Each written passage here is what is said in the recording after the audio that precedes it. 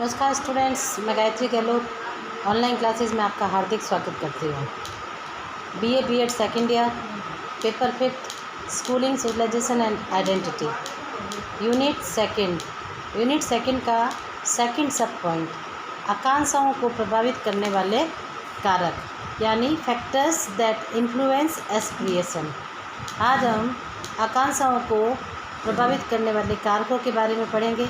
उससे पहले हमने आकांक्षा, उसका अर्थ और जीवन की आकांक्षाओं के उद्देश्य के बारे में पढ़ा था। आज हम पढ़ेंगे कि व्यक्ति की जो आकांक्षाएं होती है उसको कौन कौन से कारक है जो प्रभावित करते हैं। व्यक्ति की इच्छाएं तथा आकांक्षाएं असीमित होती है। यदि व्यक्ति अपनी आकांक्षाओं को पूर्ण करना चाहता है तो हमें कुछ तत्वों को ध्यान में रखना होगा कि उसके व्यक्तित्व तथा आकांक्षाओं पर अपना नकारात्मक प्रभाव डालते हैं। कुछ ऐसे तत्व होते हैं जो व्यक्ति की आकांक्षाओं पर नकारात्मक प्रभाव डालते हैं। अतः जो लोग नकारात्मक आकांक्षाएं जो पैदा होती है यानी जो आकांक्षाओं पर विपरीत रूप से प्रभाव डालते हैं, उन तत्वों को ध्यान में रखना बहुत ज़रूरी है।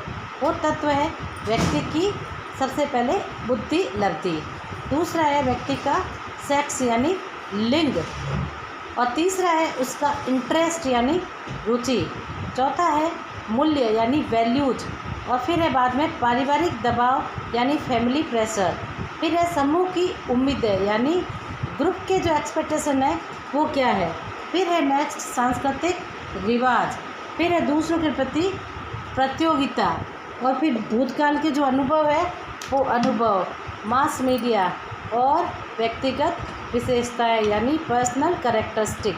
ये सारी बातें हैं, ये सारे तत्व हैं जिनको ध्यान में रखते हुए हम व्यक्ति की आकांक्षाओं को पूर्ण कर सकते हैं, क्योंकि ये चीज़ें हैं जो व्यक्ति की आकांक्षाओं पर नकारात्मक रूप से प्रभाव डालती है। सबसे पहले हम लेंगे व्यक्ति की बुद्धि लब्धि। व्यक्ति को सफलता के शिखर पर चढ़ाने का काम उसकी बुद्धि लब्धि करती है, यानी बुद्धि लब्धि की भूमिका व्यक्ति को शिखर पर चढ़ाने में अपना महत्वपूर्ण स्थान रखती है।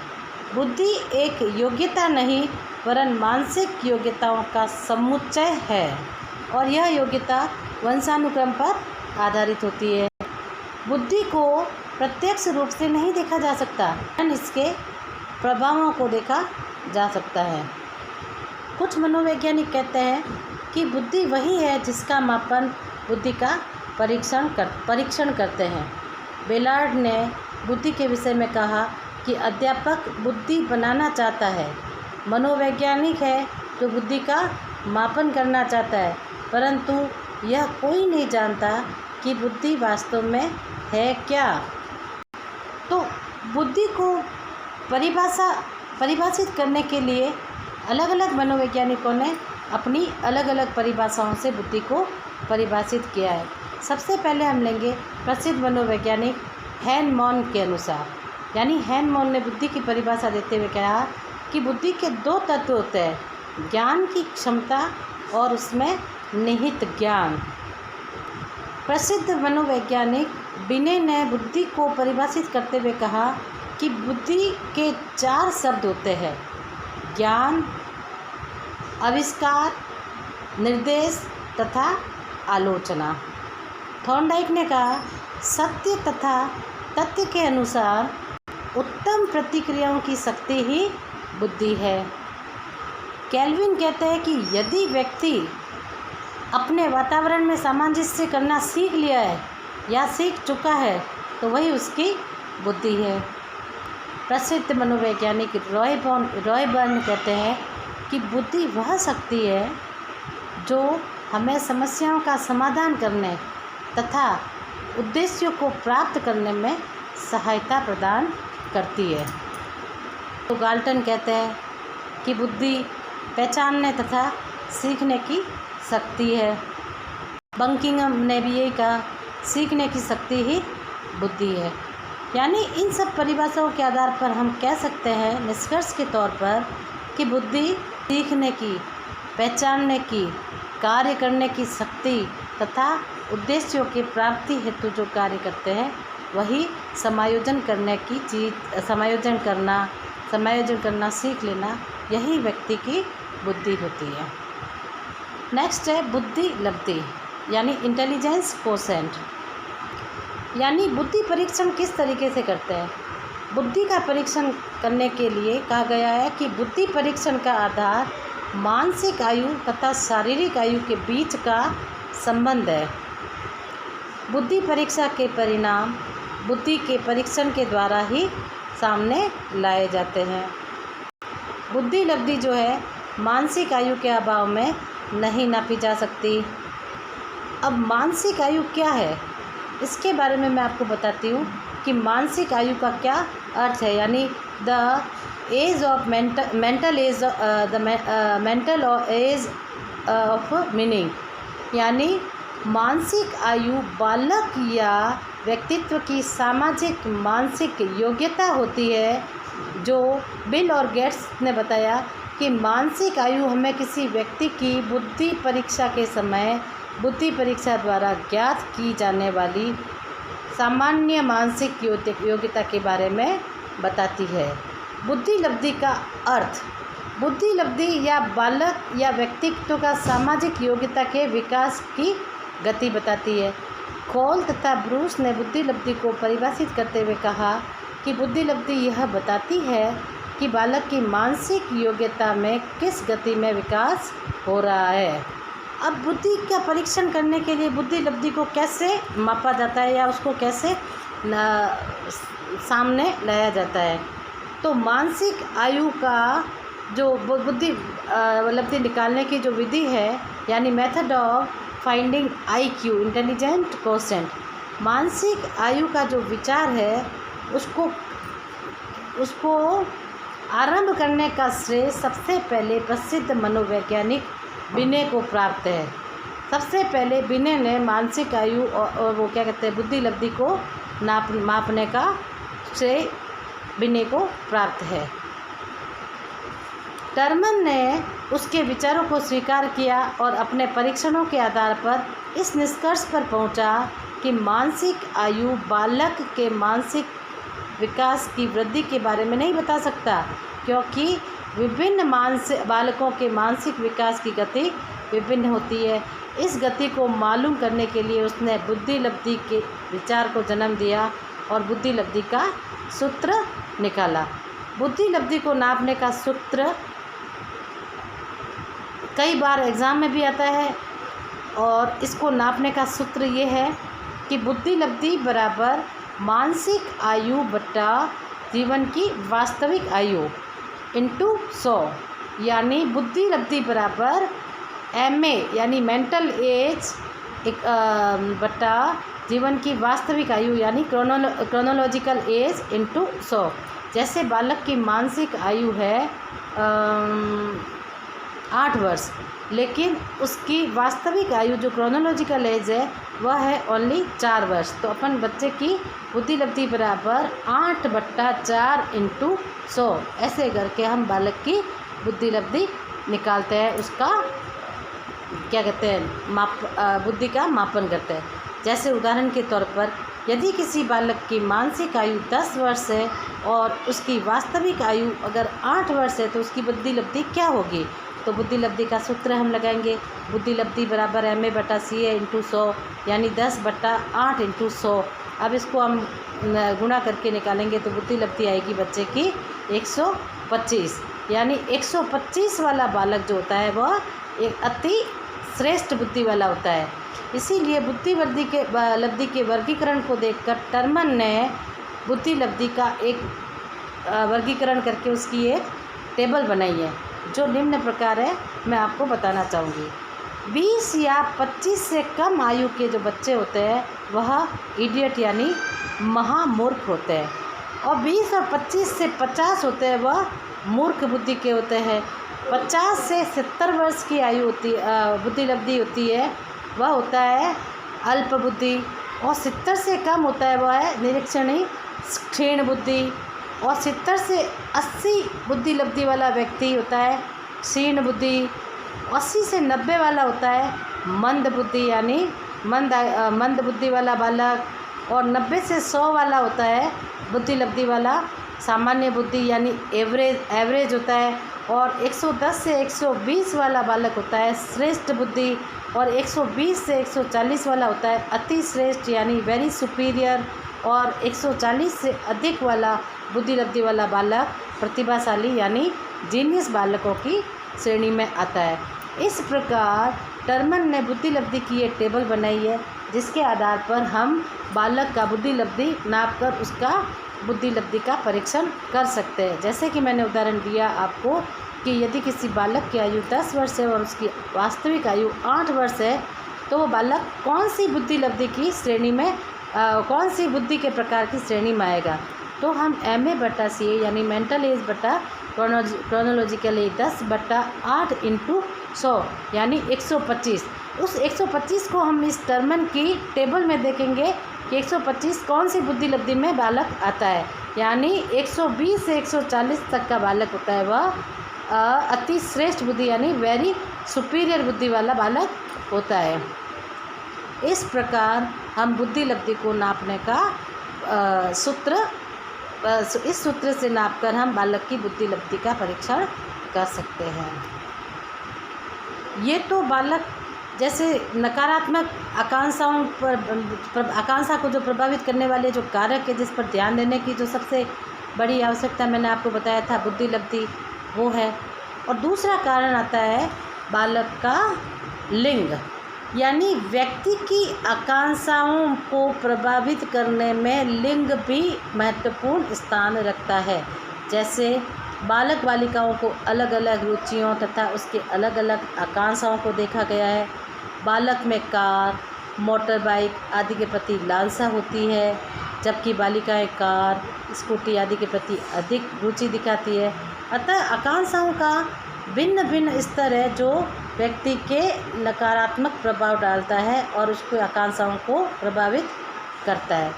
नंबर तीसरा जो कारण है यानी तीसरा फैक्टर जो बालक के आकांक्षाओं को प्रभावित करता है वह है रुचि। व्यक्ति की आकांक्षाओं को रुचि भी प्रभावित करती है। कई बालकों की रुचि टेक्निकल लाइन में होती है और कुछ बालक डॉक्टर बनना चाहते हैं और अपनी रुचि के अनुसार वो आकांक्षाओं का निर्धारण करते हैं, लेकिन उसके माता पिता उनके अकॉर्डिंग सब्जेक्ट नहीं दिलाते हैं तो बच्चे की आकांक्षाओं पर नकारात्मक प्रभाव पड़ता है। जैसे कुछ व्यक्ति टेक्निकल लाइन में रुचि रखते हैं तो उसे इंजीनियर बनाना चाहिए, इंजीनियरिंग वाले सब्जेक्ट देने चाहिए, लेकिन माता पिता उनको वो डॉक्टरी वाले साइंस वाले सब्जेक्ट दे देते हैं। और बालक जबकि नहीं बनना चाहता है डॉक्टर तो भी मतलब उसको थोप दिए जाते हैं सब्जेक्ट। तो ऐसे में बालक की आकांक्षाओं पर नकारात्मक प्रभाव पड़ता है। नेक्स्ट है पॉइंट अपना चौथा, मूल्य। प्रत्येक परिवार द्वारा अपने बच्चों में अलग अलग प्रकार के मूल्यों को उन्नत किया जाता है। यह मूल्य सकारात्मक तथा नकारात्मक दोनों ही प्रकार के हो सकते हैं अतः इनके आधार पर ही आकांक्षाओं का निर्धारण होता है। यदि बालक में मूल्य अच्छे होंगे तो बालकों के मस्तिष्क के विचारों का अच्छे से उदय होगा, और यदि इसके विपरीत नकारात्मक मूल्यों से बालक के जीवन में नकारात्मक मूल्य होंगे तो बालक का जो जीवन है नकारात्मकता की ओर बढ़ता जाएगा। जो है बुद्धि को प्रभावित करने वाला कारक वह है पारिवारिक दबाव यानी फैमिली प्रेशर। फैमिली प्रेशर जो पारिवारिक दबाव होता है बालक की आकांक्षाओं को प्रभावित करने में सबसे महत्वपूर्ण कारक होता है। जैसा कि मैंने पहले आपको उदाहरण दिया था, बालक डॉक्टर बनना चाहता है लेकिन उसको सब्जेक्ट इंजीनियर बनने के लिए उसको प्रेशर किया जा रहा है, और वह बालक इंजीनियरिंग तो करेगा लेकिन अपनी इच्छा से नहीं, अपने पारिवारिक दबाव से, जो बालक की आकांक्षाओं पर नकारात्मक प्रभाव डालता है।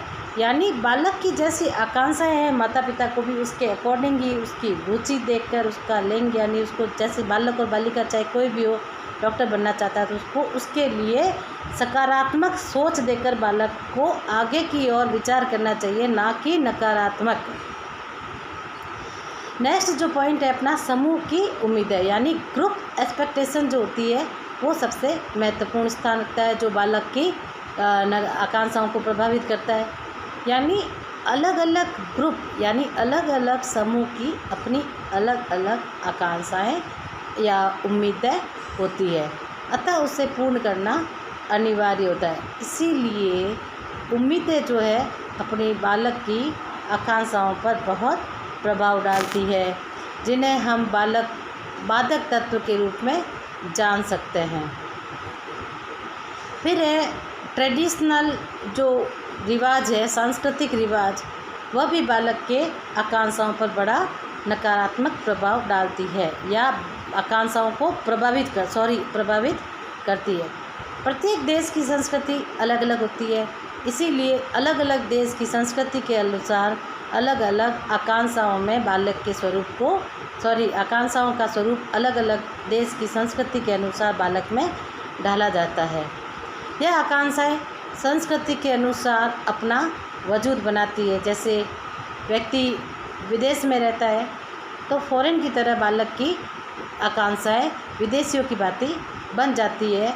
जब वह विदेश से पढ़ाई करके विदेशियों की भांति अपनी आकांक्षाएं लेकर अपने स्वदेश यानी भारत लौटेगा, तो वो आकांक्षाएं इस देश में आने के बाद में विदेशों के अनुकूल नहीं रहकर परिवर्तित हो जाएगी। यानी जैसा देश वैसा भेष। तो जिस देश में बालक रहेगा तो वो वैसी आकांक्षाओं के अनुसार काम करेगा अपने देश में आकर अपने देश के अनुसार। तो यानी सांस्कृतिक जो रिवाज है बालक की आकांक्षाओं पर प्रभाव डालता है।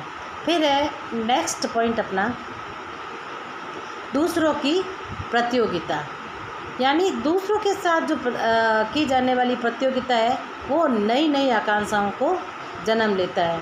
यह आकांक्षाएं प्राय एक दूसरे से आगे निकलने के चक्कर में अलग रूप से जन्म लेती है। जैसे कि मैं आपको उदाहरण दूंगी कि एक बालक अपने रुचि के अनुसार कोई कार्य कर रहा हो और एक ही क्लास में एक ही समूह में पढ़ने वाला बच्चा हो, तो दूसरा बच्चा भी उसको देखकर उसकी आकांक्षाओं की भांति खुद की आकांक्षाओं को नया जन्म देगा और सोचेगा कि मैं भी क्यों ना ऐसा करूं जैसा वो करता है। तो दूसरों से की जाने वाले जो कंपटीशन होते हैं, जो प्रतियोगिताएं होती है, वह आकांक्षाओं पर अपना प्रभाव डालती है। तो यानी आकांक्षाओं को प्रभावित करने का जो सबसे बड़ा फैक्टर है वह है एक दूसरे से कंपटीशन। नेक्स्ट है भूतकाल का अनुभव, यानी जो व्यक्ति का जो पास्ट जो बीत गया है और अभी जो वर्तमान में वह व्यक्ति जी रहा है, लेकिन आकांक्षाएं ऐसी होती है जो व्यक्ति है तो वर्तमान में, लेकिन भूतकाल का प्रभाव उस पर आकांक्षाओं पर बहुत नकारात्मक प्रभाव हुआ है। जैसे कि व्यक्ति भूतकाल में कुछ अनुभव उसका नकारात्मक हुआ है तो वह नए अनुभव पर भी अपने उस आकांक्षाओं की नकारात्मक प्रभाव डालेगा। जैसे कि मैं आपको बताऊंगी कि बालक जो है वो अक्सर साइंस और मैथ्स में कमज़ोर होता है। वो साइंस और मैथ्स में कमज़ोर होने की वजह से अपने विषय में उसको सप्लीमेंट्री आ जाती है। जब नेक्स्ट एग्ज़ाम आएगा वापस, जब वो मेहनत तो पूरी अच्छी तरीके से करेगा, लेकिन पिछली बार जो सप्लीमेंट्री आई हुई है या उस विषय में फेल हुआ है, तो वो बालक के मन में एक बार ज़रूर नकारात्मक आकांक्षाएं होगी, नकारात्मक प्रभाव डालेगा कि ये सब्जेक्ट कहीं वापस फिर से हमें फेल नहीं करवा दे, या ऐसे ऐसे विचार व्यक्ति के या बालक के मन में आते रहते हैं।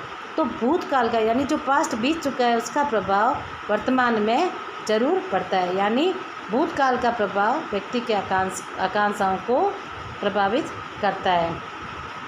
अब व्यक्ति की आकांक्षाओं को प्रभावित करने वाला नेक्स्ट कारण वह है मास मीडिया। बालक की आकांक्षाओं को प्रभावित करने के लिए मास मीडिया का भी बहुत बड़ा हाथ है। कई बार बालक क्या करता है, टीवी, दूरदर्शन या कोई भी नाटक, सिनेमा वगैरह देखकर अपनी आकांक्षाओं को उसी के अनुसार डाल लेता है और उसको पूरा करने की कोशिश करता है, जो कि उसके वास्तविक जीवन में नहीं हो पाता। तो mass media, Doordarshan, TV, cinema, ये जो चलचित्र है ये भी बालक की आकांक्षाओं को प्रभावित करते हैं। और बालक की आकांक्षाओं को प्रभावित करने के लिए जो सबसे लास्ट कारण है वह है व्यक्तिगत विशेषताएं। व्यक्तिगत विशेषताओं का भी बालक की आकांक्षाओं पर पूर्ण प्रभाव पड़ता है। यदि कोई बालक अपने स्वयं की विशेषताओं के अनुसार अपने आकांक्षाओं का निर्धारण करता है तो यह एक विशेष तत्व है जो व्यक्ति की आकांक्षाओं को प्रभावित करता है। इस प्रकार हम कह सकते हैं बच्चों कि बालक की आकांक्षाओं को प्रभावित करने वाले कारक है व्यक्ति का लिंग, व्यक्ति की बुद्धि लब्धि, उसकी रुचि, उसका मूल्य, बच्चों के पारिवारिक दबाव, समूह की उम्मीदें, सांस्कृतिक रिवाज, बदलते परिवेश, मास मीडिया, व्यक्ति की व्यक्तिगत विशेषताएं तथा उसके भूतकाल के अनुभव जो व्यक्ति की आकांक्षाओं को प्रभावित करते हैं। तो कल हमने पढ़ा था आकांक्षाएं, उसका अर्थ, आकांक्षाओं के उद्देश्य। आज हमने पढ़ा आकांक्षाओं को प्रभावित करने वाले कारक। तो अपना सेकेंड यूनिट का जो एस्पिरेशन है, मीनिंग, नेचर, उसका कल पूरा हुआ। आज उसका influence of aspiration, factors of influence aspiration, उसको प्रभावित करने वाले कारक, ये पढ़ा। अपने सेकेंड यूनिट का ये पॉइंट यहीं पर ख़त्म हुआ। नेक्स्ट पॉइंट हम पढ़ेंगे यूनिट 3 में।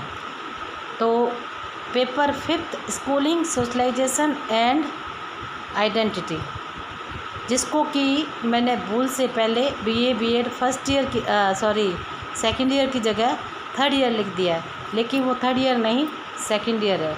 आपको इस पेपर को उसी 3rd ईयर वाले को देख के करना है, क्योंकि गलती से उसको 2nd ईयर ना करके 3rd ईयर लिख दिया था। तो बच्चों हम मिलते हैं नेक्स्ट वीडियो 3rd यूनिट में आपसे। तब तक आप इस वीडियो को देखिए, अपने जो डाउट है वो नीचे दिए गए डिस्क्रिप्शन में लिखिए। इस वीडियो को लाइक कीजिए, सब्सक्राइब कीजिए, पास में घंटी का बटन दबाइए ताकि आने वाले वीडियो की नोटिफिकेशन आपको मिल सके। तब तक के लिए धन्यवाद, नमस्कार।